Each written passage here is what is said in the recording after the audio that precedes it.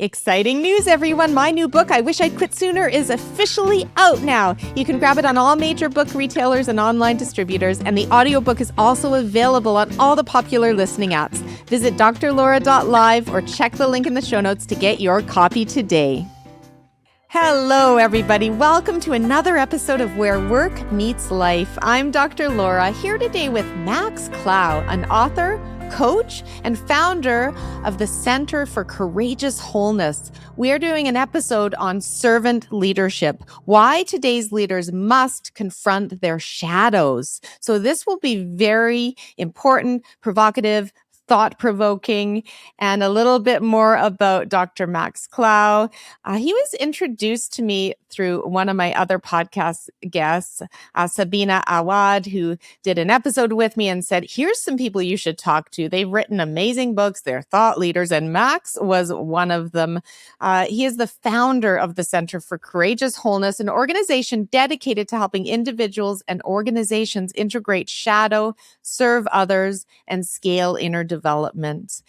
Another interesting thing, he recently served as the chief program officer for the New Politics Academy, an organization focused on developing more servant leaders, military vets, and alumni of national service programs like AmeriCorps, Peace Corps, into politics. So politics are so tricky these days. I can't wait to learn more about how Max is making a difference here. And I just wanted to say his book, Developing Servant Leaders at Scale,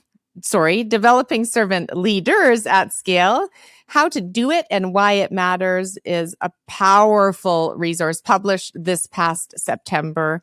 He's also a husband, father, podcast host, consultant, etc. He's an integral master coach and much more, and a musician even. Welcome, Max. Thank you for that introduction, Dr. Laura. So glad to be here. Did I leave anything out? And can you elaborate on? No, I think that'll do. So what keeps you up at night? So if ever you have trouble sleeping, what's going on in your mind about the state of what's happening in the world and how you're trying to make a difference? Yeah. Wow. What keeps me up at night is so central to the work I'm trying to do. When I read the headlines, look at the world, I see unconfronted shadow everywhere, just kind of our darkest impulses. There's greed and hate and grievance, which is so different from our higher impulses of gratitude and service to others and a sense of abundance. And my career, as you mentioned, has been around servant leadership, and the last 7 years in particular were around folks stepping into politics. And the thing I've learned is even people who have been through some of America's most formative character shaping institutions are, military academies and Ivy League schools, master's programs, people who have literally done everything you need to do to step into power at the highest level. And they haven't heard about shadow. They just haven't been invited to think about shadow within themselves and what it means when we don't confront our shadow. And when I look at the world, I think that this makes perfect sense. The world is where it is because there's so little kind of consciousness around shadow, especially with people who have power. And so it means there's something we can do about it, which is try and get more people to understand this and do this work and just arrive at this consciousness that we're all whole. We all have light and shadow. And the more conscious we are of the shadow, the more skillfully we can work with our wholeness. Really well said. Now, shadow, I understand what it is. I've been through my own spiritual awakening journey where I've been exposed more to this notion of consciousness and what it is, and shadow and the fear, basically, that's inside all of us, the unhealed wounds, the traumas from this human journey, which nobody is left unscathed. Nobody has had a perfect childhood. And if you think you have, you probably haven't, right? There's always challenges with growing up. And even if your childhood was pretty great, curveballs will hit you, challenges will hit you. Otherwise, you're not growing. So tell us more about what you mean by shadows and shadow work, Max. It's interesting because there are a lot of ways to think about it. And you've mentioned one, but I take a slightly different tweak on this. I mean, my thinking about shadow is very influenced by Carl Jung, the Swiss psychologist who wrote a lot about this, who says, we all have the parts of ourselves that were socially accepted and welcome. And then there's the parts of us that were not really welcome in our family of origin or our community. And that stuff we kind of shove into the shadow. We stick it out of our consciousness, where we can believe it's not part of us. And so we can live with this kind of belief that we're purely good. And this parts that are not acceptable are not really part of us. But as Carl Jung says, it doesn't really disappear and go away. The stuff we haven't integrated influences us from beyond our awareness. And it also, we project it outwards and see it in some other and believe that they're pure darkness and evil while we are purely goodness and light. The idea of shadow is alive and well in the fields of therapy and personal growth. And the approach to shadow that you talked about, that's about childhood wounds and trauma. That is it's part of shadow. But in my work, I've really tried to bring shadow into the world of civic life and civic leadership and civic responsibility. And the spaces where I do this work are professional spaces, not therapeutic spaces. And so the way I've found to help people work on this in a way that's kind of calibrated for the professional life is to say that we're all whole. Every light casts a shadow. Every human being has light and shadow. And so our light is kind of our highest aspirations. And I invite people to craft a mission statement, a leadership mission, which is not all that unusual, which is always a bold and inspiring statement about how we want to be. And then I say shadow is how are we being when we are not living with integrity to that vision. And I also say, let's think about shadow as what happens if we withhold our light rather than actively spread darkness. So if we have a mission to spread love in the world, let's think about shadow as withholding love rather than spreading hate.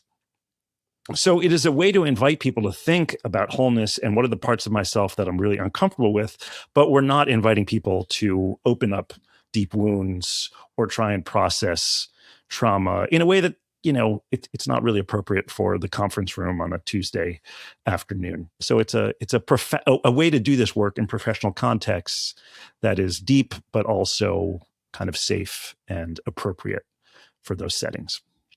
I get it. And I think that some of the worst management traits that we see out there, which are the dark traits and the dark triad and toxic leadership behaviors that I study in my research and in my book, I would say some of those deepest, darkest traits do come from wounds that were never addressed, darkness, like that, shadows that were never addressed. And I always say you can't coach toxicity out of someone. They need to do much more profound healing work. And in fact, they should not be in a people leadership role if they have a lot of those toxic traits. It's just so harmful. And I think your work is really important at the boardroom, in the civic communities, about dark and shadow versus light and versus purpose and spreading your purpose and your vision. So tell us a little bit more about how you've really seen profound changes in people that come to the light that they need to share and they're able to dispel the shadow. Yeah, I mean, my whole career has been with kind of in the world of social entrepreneurship with idealistic people who care deeply about making the world a better place. And, for folks who don't know about City Year, it's an AmeriCorps program, young adults ages 18 to 24 who do a year of full-time service in high-need schools, supporting students to stay on track to graduate. And City Year in America is 2,000 AmeriCorps members a year in about 29 cities. So it's a big organization full of young people who want to be a force for good in the world, And then I went to New Politics, working with people who have served in the military or Peace Corps, and now they're thinking about, I want to step up, do I want to step up and serve through politics because we can do better than our current politics. So the light is so strong in these folks, the genuine desire to be of service, to improve communities, that sort of thing. But I've learned every light casts a shadow, and they're related. The brighter the light, the darker the shadow. And I know, from personal experience and from a lot of time in these spaces, it's possible to show up with kind of a savior complex or a real sense of arrogance of these people are broken and I'm here to fix people. There's a whole kind of toxic way of showing up that people who are trying to do good can have. And so I always say it's particularly important if you really have a noble purpose to just recognize we're all human and we all have this, and it's important for everybody to awaken to our consciousness that we have to recognize we have a shadow and learn how to work skillfully with it. I think the most dangerous people are the folks who are absolutely convinced that they are pure light.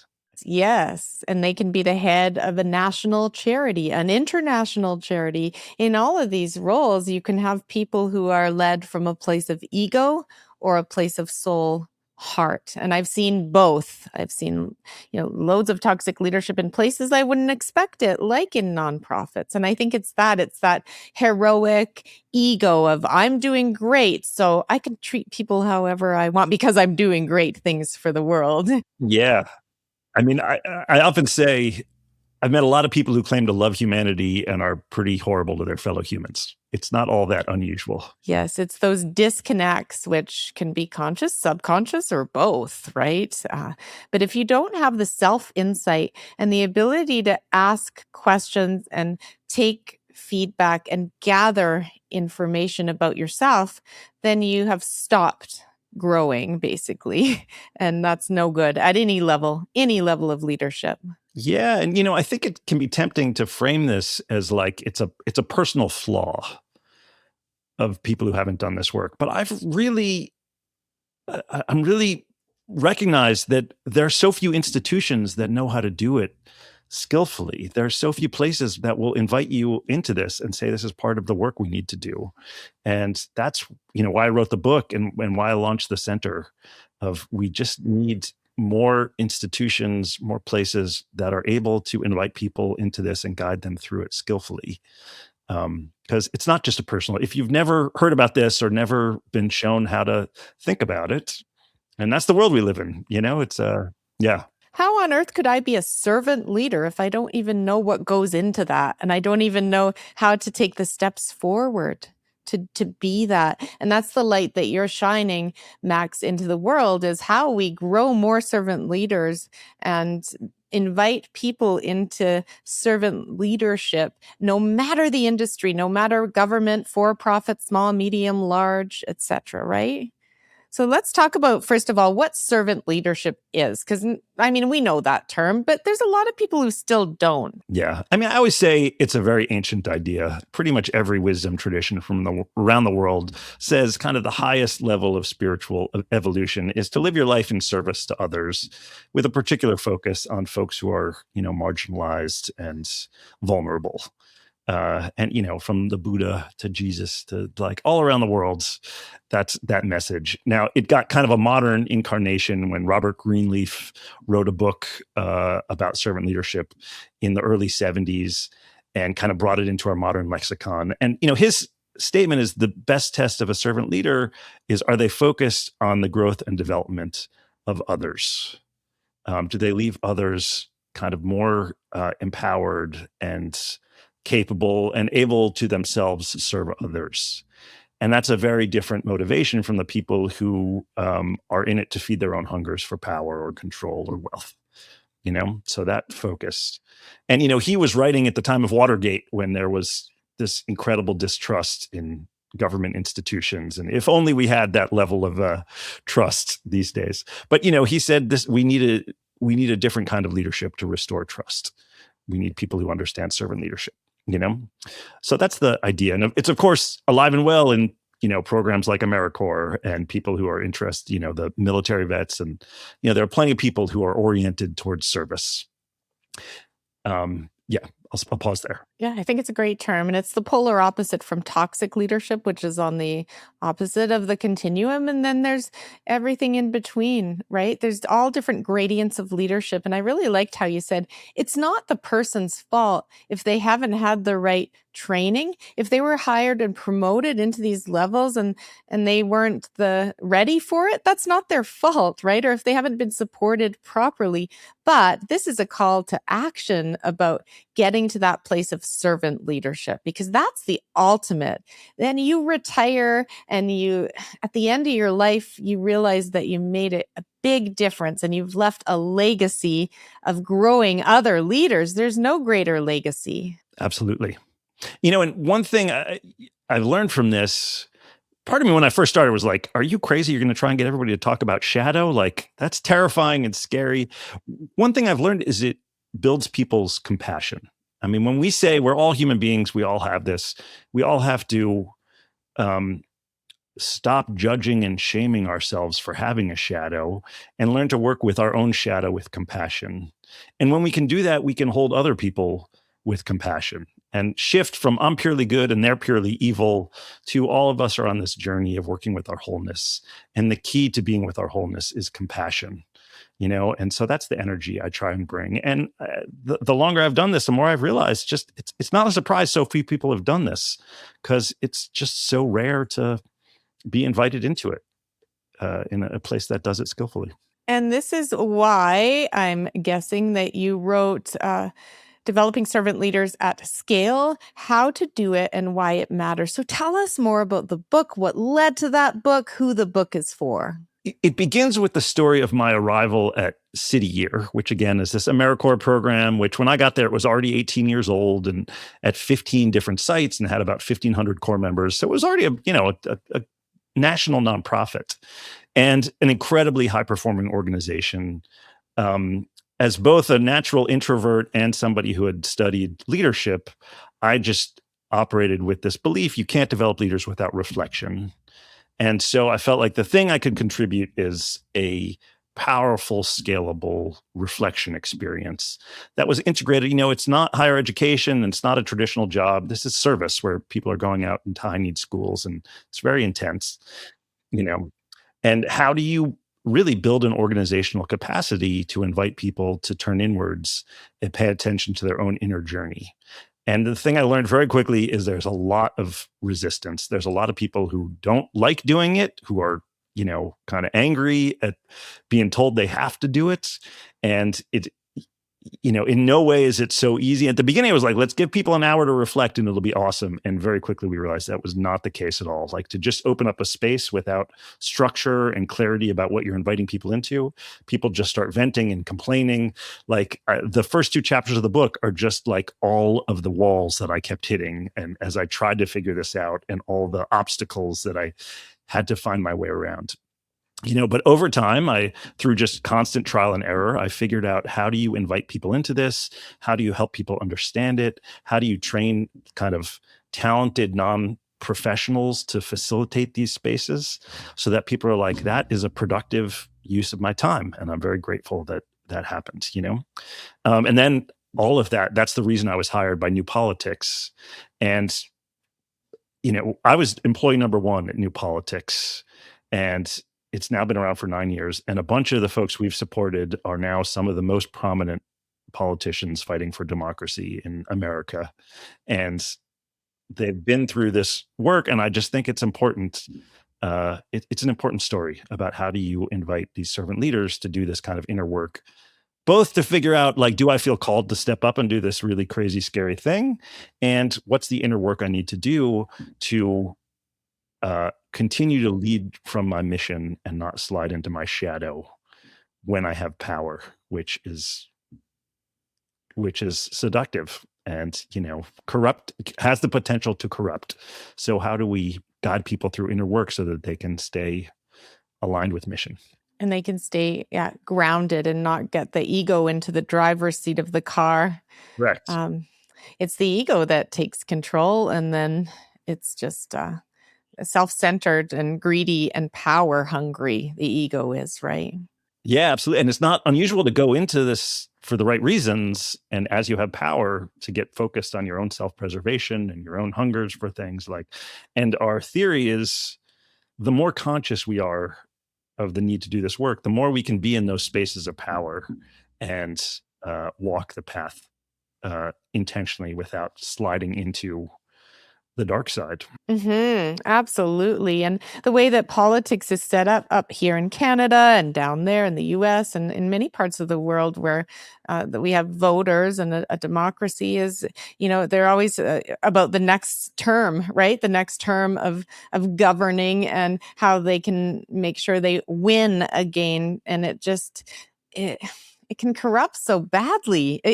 You lose the whole reasoning behind making a difference, don't you? It's all about self-preservation. You're right, and preserving your party, and it just becomes, a tricky thing to navigate. And the best leaders are the ones that it's not about them; it's about the greater mission, right? Of making a difference, and maybe it's not them the next time, but it's who's ever the best person to continue to lead the way forward. Absolutely. Cause larger than itself. And, something we talk about very early in the journey, part of our approach is our kind of entryway program is not a candidate training. It's called Answering the Call, and it's really a discernment process. It's for folks who have not decided yet if they want to do this, and we hold a space for them to really do inner work around, do I feel called to that? And we're very clear about, you need to differentiate between your soul's mission and your role. Like, there's a difference between soul and role.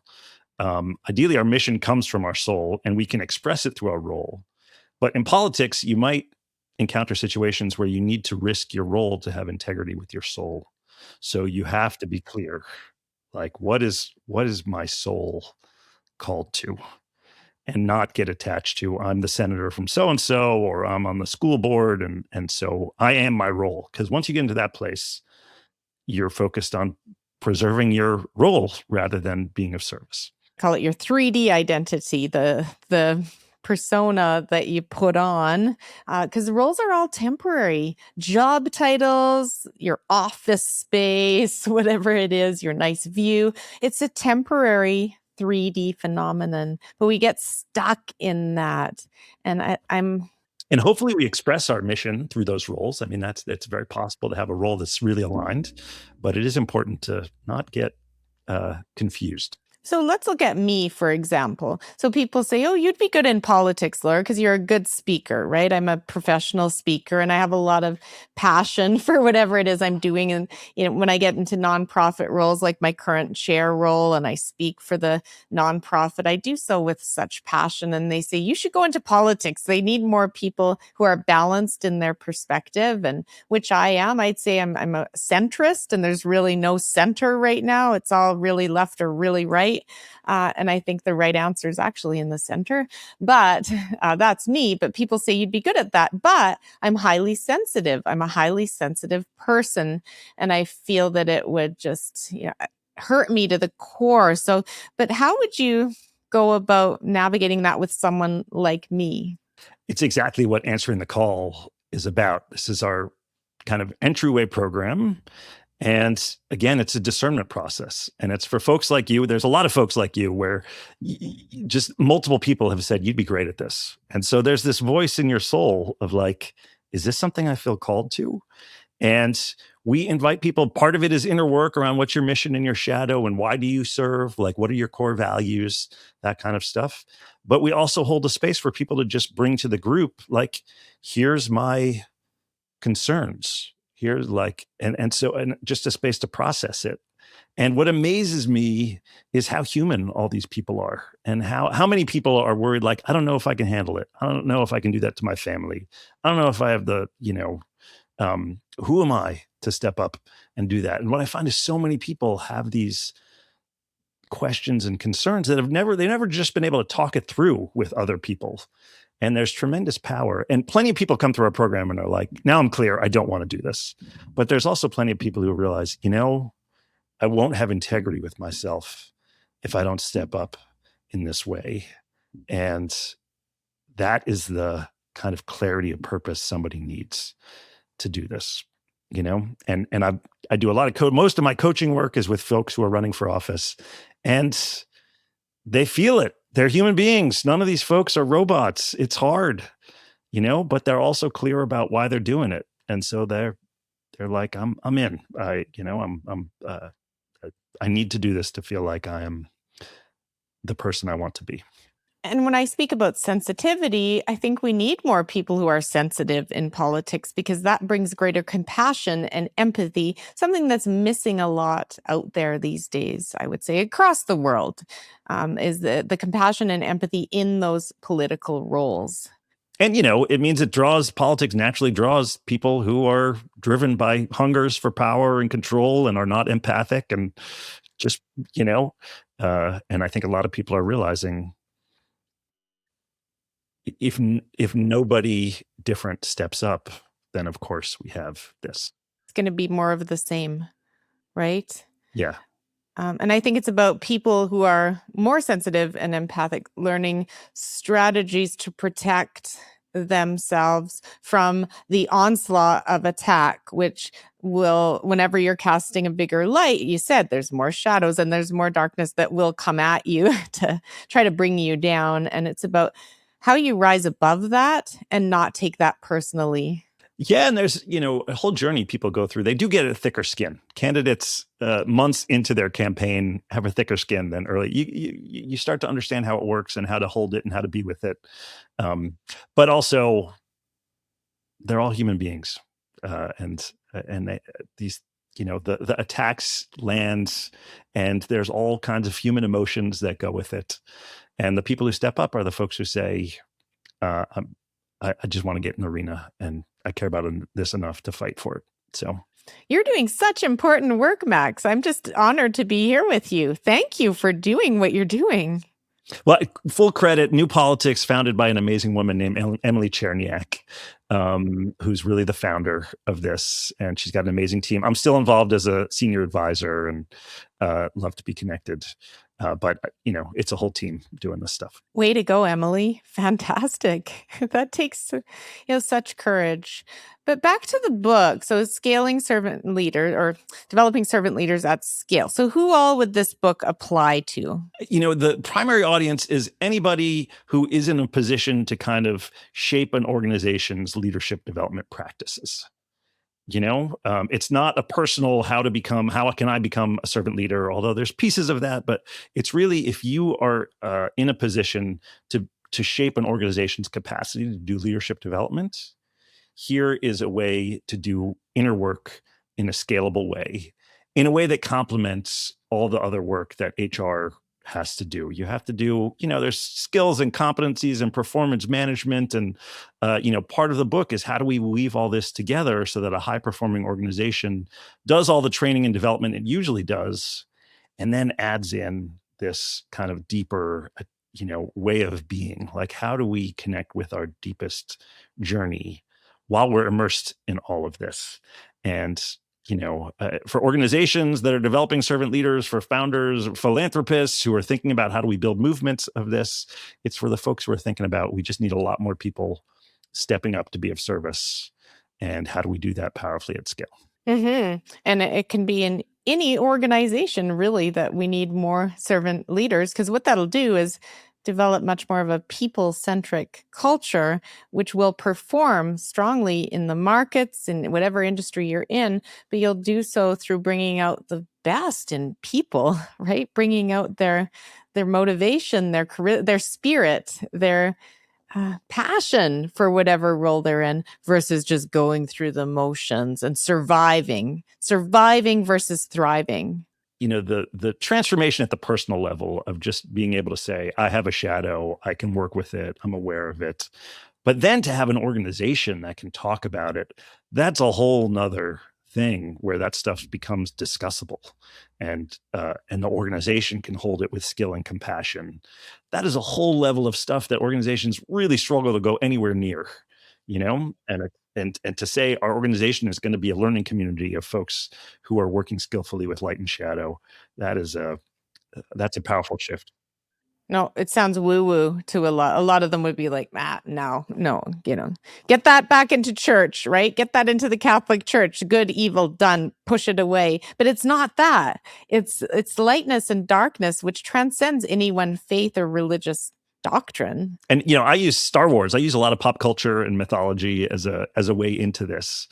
And that was part of what the book is about, is just how do you frame this and invite people into something that feels woo-woo, But actually, once they go there, they're like, oh, like this has everything to do with how I show up every day. And this is very relevant and practical and useful. And do you feel that people that have a lot of, I don't know, chaotic energy inside of them, so they haven't dealt with their shadow, but they have a lot of sort of chaos inside of them, that they attract in more chaos around them, or they bring in more drama? Do you see that connection? Absolutely. I mean, a key part of this is it's working at the level of way of being. So it's not what we know, it's kind of how we're being. And I always say our way of being is contagious. And I still don't fully understand. My doctoral research kind of led to this. I still don't understand how it works, but our way of being creates kind of a social field that influences people around us. And we're living in a world full of darkness and shadow. It's very easy for us to like import that and to go to our fears and our grievances and kind of our you know uh, our shadows, the parts of the ways of being that we're not proud of. And the more conscious we are of this personal work, the more we can not just import that, we can cultivate wholeness and compassion and kind of showing up from our higher self. And then other people experience that from us, and our way of being ripples out. And so I don't fully understand it, but I've seen it so much. I know that that's the case, and I feel like this deeper level of work is what we need to do to start shifting some of this energy. Because there's no doubt there's enough technical knowledge and skills that doesn't seem to touch it. And you're totally onto something. I'm 100% with you. It's hard to explain. It's hard to understand. It can get into woo-woo territory in a heck of a hurry. However, it's the truth of the matter is that there's a consciousness, and that we are connected to one another energetically. Yeah, and one of the things I try to do with the book is, this is not in opposition to knowledge and skills and competencies. Oh no, it's an and, not an or.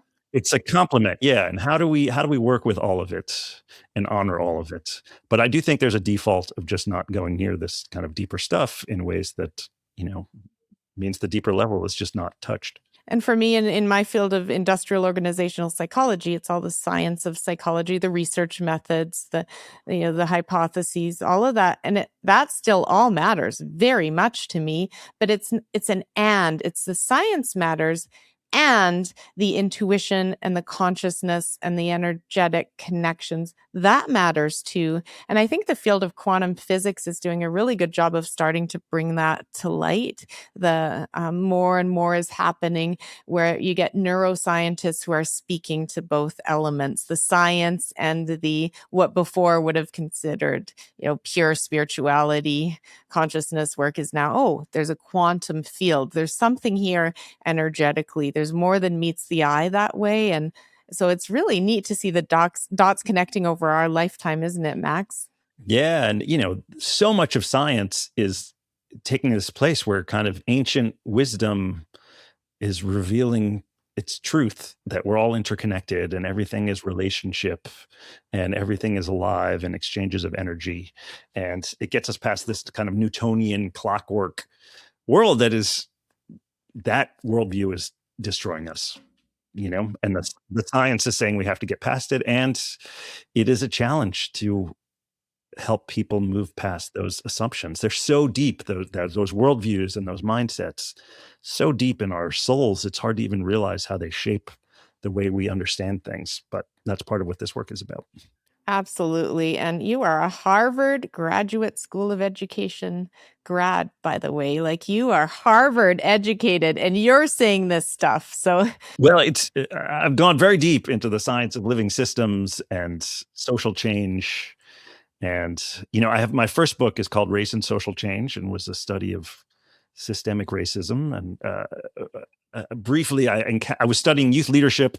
I stumbled on this program called Camp Anytown that does diversity work with young people, high school students, very deep, like exploring different isms. And on the last day, they do this kind of uh, educational exercise in the tradition of the Stanford prison experiment, where they kind of separate the kids into like a Jim Crow style social system, which is very provocative. But you saw this civil rights movement between breakfast and lunch. It was like, could we study how civil rights happens in a petri dish?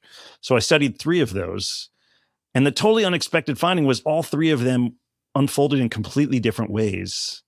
And it seemed to be a reflection of the inner way of being of the authority figures who were kind of managing the exercise.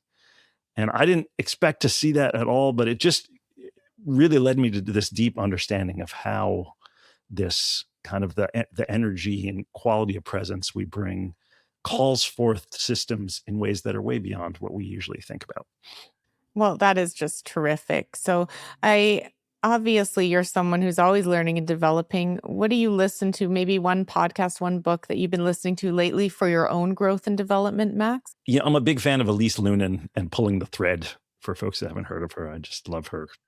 I haven't. Tell me more. She came to fame. She was the chief content officer at Goop, is how she got famous. But now she has written a couple books, and she hosts a podcast that's kind of out there in the culture, but she goes deep into adult development and spiral dynamics and integral theory. And I just don't know anybody who weaves together kind of accessible cultural conversations that are so substantive around the kind of, developmental psychology stuff that she discusses. So she's one of my favorites.